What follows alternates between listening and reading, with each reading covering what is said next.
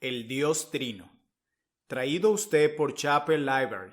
www.chapellibrary.org. Perspectiva general de la Trinidad. Escrito por William Plumer.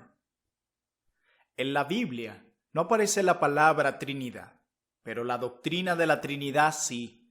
La palabra Trinidad significa unidad de tres, es decir, la unidad de las tres personas divinas. La palabra persona, cuando es usada en este contexto, no se refiere a un individuo aparte, sino a una subsistencia distinta. Denota una distinción en el ser divino que es real, pero inexplicable. La doctrina de la Trinidad ha tenido muchos enemigos.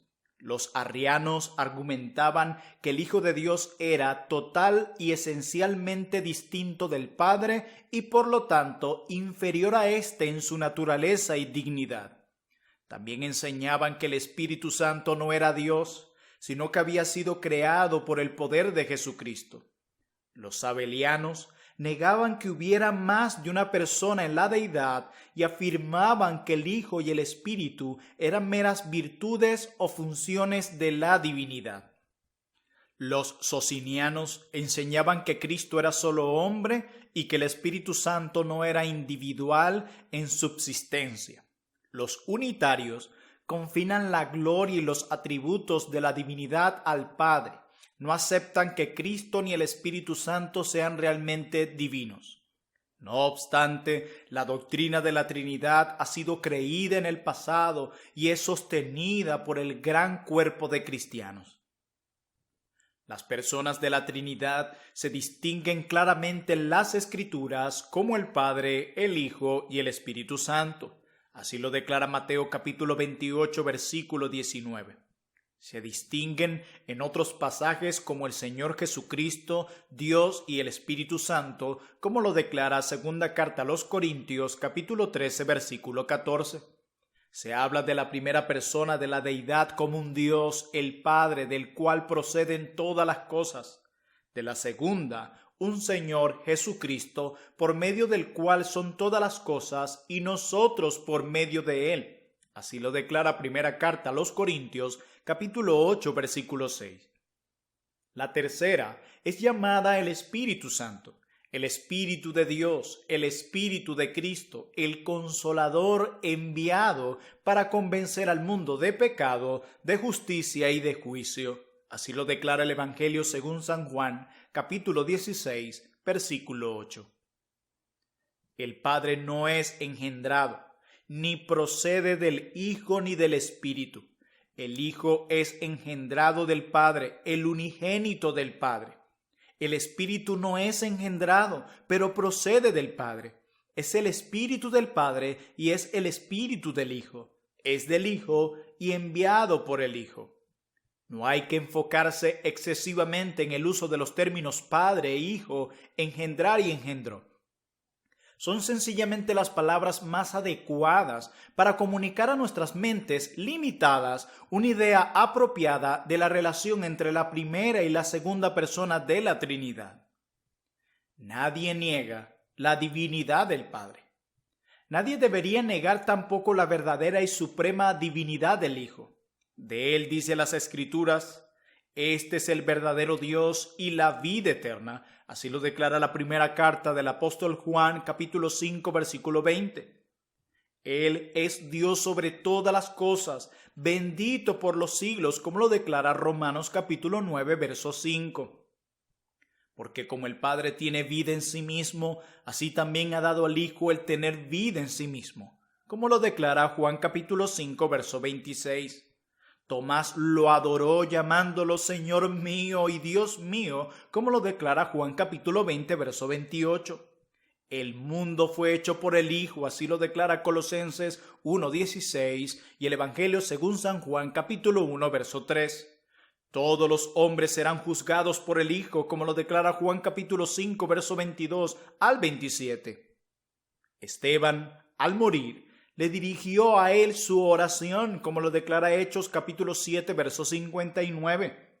La más elevada adoración del cielo es a Él, como lo declara Apocalipsis capítulo 5, verso 12 al 13. De igual manera, el Espíritu de Dios es verdaderamente Dios. En Hechos capítulo 5, versículo 3 al 4, el Espíritu Santo es llamado expresamente Dios. El Espíritu conoce perfectamente a Dios y por lo tanto es Dios, como lo declara primera carta a los Corintios, capítulo 2, verso 10 al 11. Está unido al Padre y al Hijo en la forma del bautismo y en la bendición apostólica.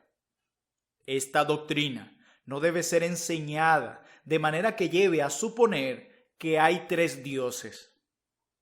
No negamos la unidad de Dios, nos gloriamos en ella. Tampoco afirmamos que Dios sea tres en el mismo sentido como es uno, porque eso sería una contradicción.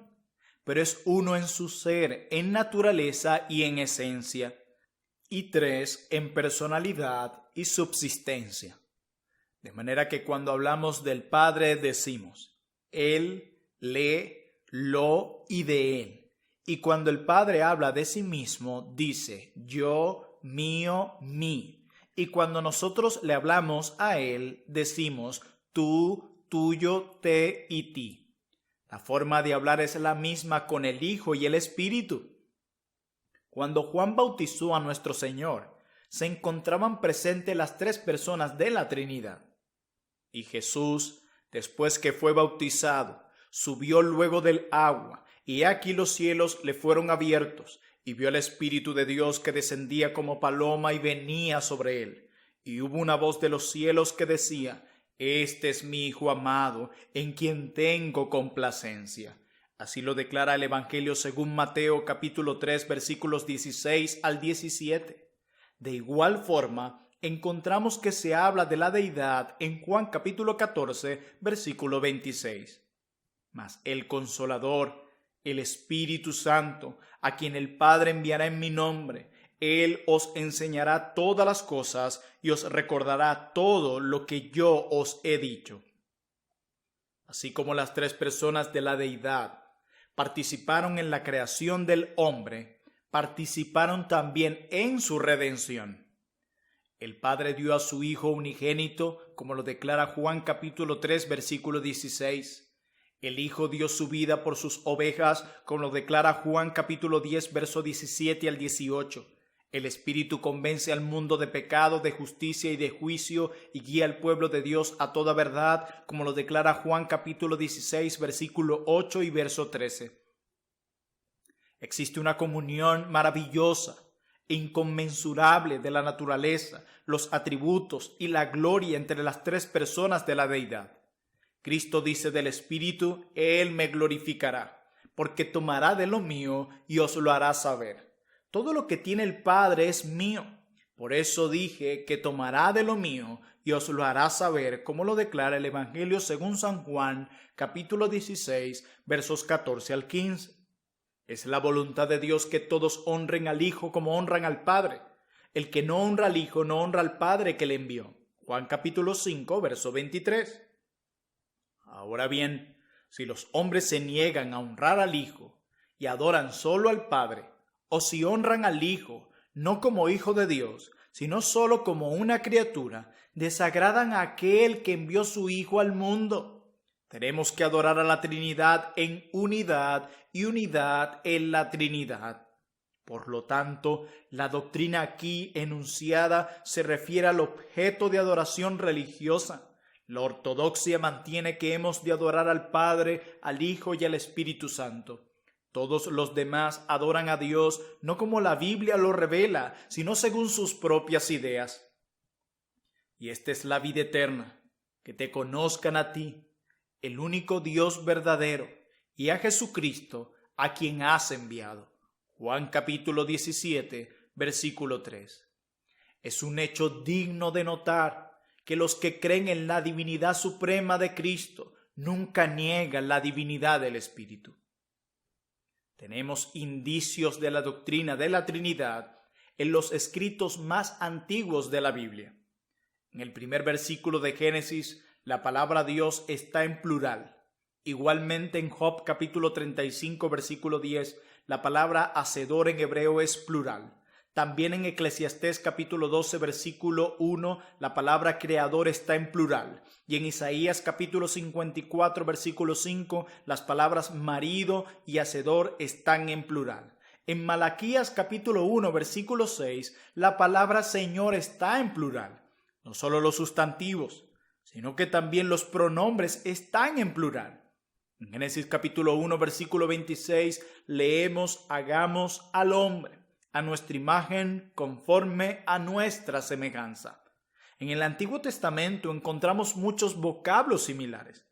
Sean cuales fueren los argumentos que prueban la divinidad y la personalidad del Hijo y del Espíritu Santo, son prueba de la doctrina de la Trinidad, porque cada uno es una persona y cada uno de ellos es divino. No existe duda en cuanto a la Trinidad.